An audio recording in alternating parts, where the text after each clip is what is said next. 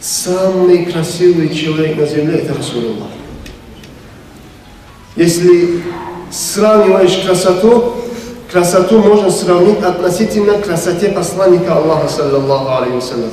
Самое красивое телосложение у посланника Аллаха, саллаллаху алейхи вассалям. И тот, кто подходит более ближе к строению тела пророка, алейхиссалату вассалам, он самый красивый человек. Мерилом для красоты внешней и мерилом для красоты внутренней является Расулуллах, саллаллаху алейхи вассалям.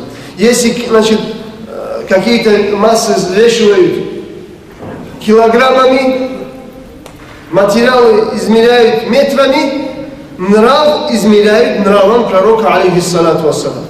Анас, радiyallahu анху, говорил: «Ма масисту хариран валя дибаджан альяна мин каффин наби, саллаллаху алейхи вассалам». Я никогда, говорит, в жизни не прикасался, значит, разным видностям шелка, кроме как я нашел руку пророка, алейхиссалату вассалам, мягче, даже чем любой шелк, который есть на земле.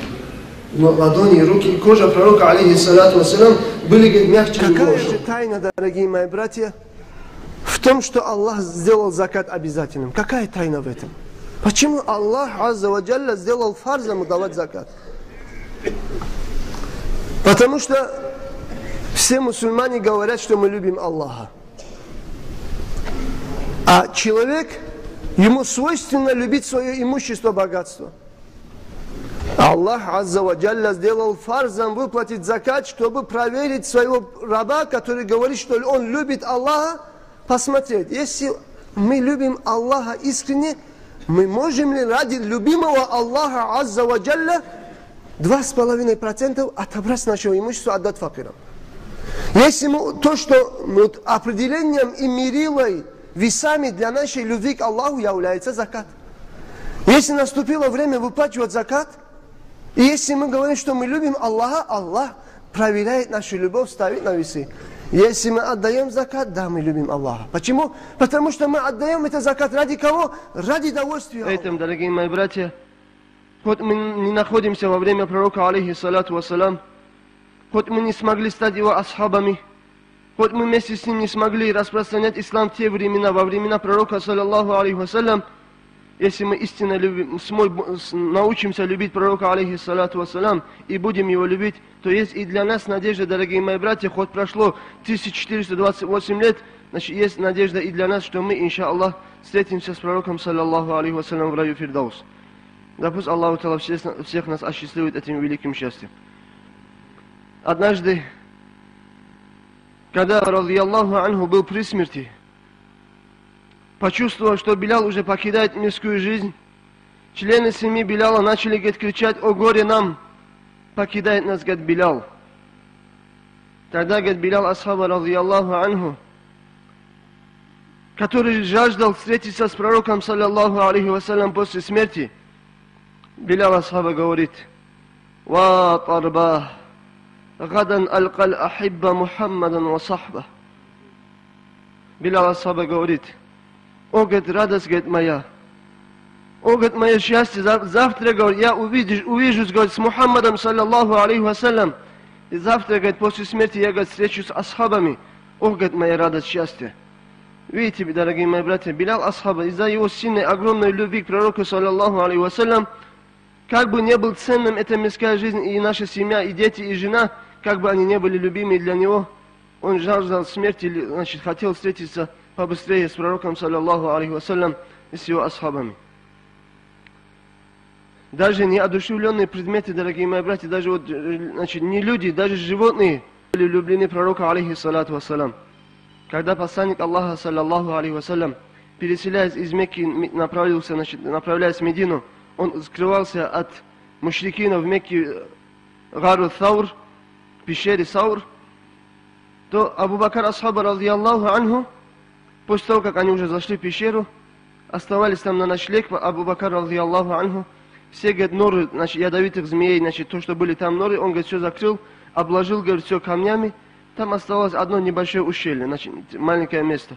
И к этому месту, говорит, Абу Бакр асхаба, говорит, радiyallahu анху, приложил, говорит, свою ногу.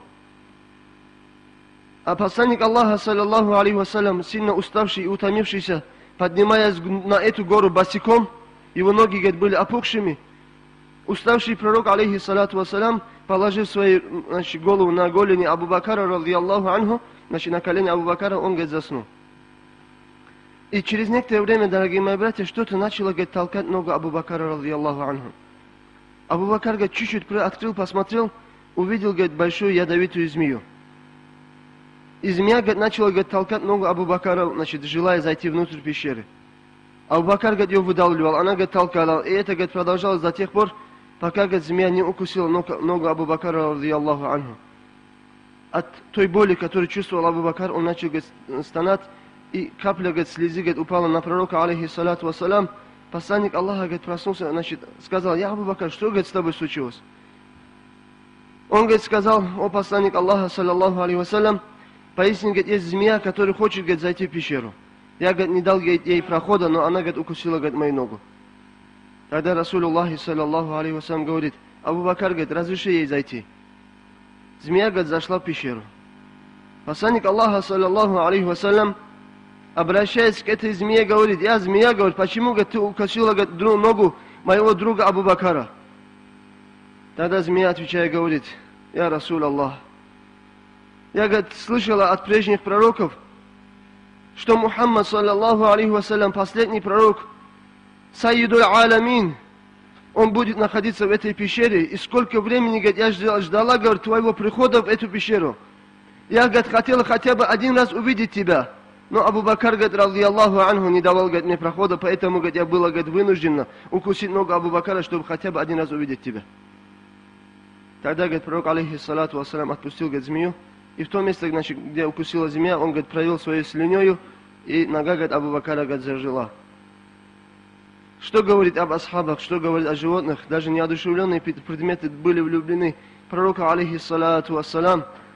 Посланник Аллаха, находясь уже, живя в Медине, он рассказывал асхабам: поистине, говорит, когда я еще, говорит, был мальчиком, в Мекке, говорит, я, говорит, проходил мимо камней, мимо деревьев, и деревья, и камни, говорит, давали, говорит, мне салам. Они, говорит, говорили: ассаламу алейка, я Расул Аллах, ассаламу алейка, я Наби Аллах. И клянусь Аллахом, если, говорит, я увидел бы тот камень, который каждый раз, когда я проходил мимо него, он давал мне салам, то этот камень, говорит, я узнал бы и сегодня, говорил посланник Аллаха. Да пусть Аллах Та'ала сделает нас из истинно любящих Его, из тех, кто соблюдает суннат пророка, алейхиссалату вассалам, остерегаются от запретного, выполняют предписанное, и да пусть Аллах Та'ала счастливит нас всех шафаатом пророка, саллаллаху алейхи вассалям, судный день. Вассаламу алейкум ва рахматуллахи та'аля ва баракату.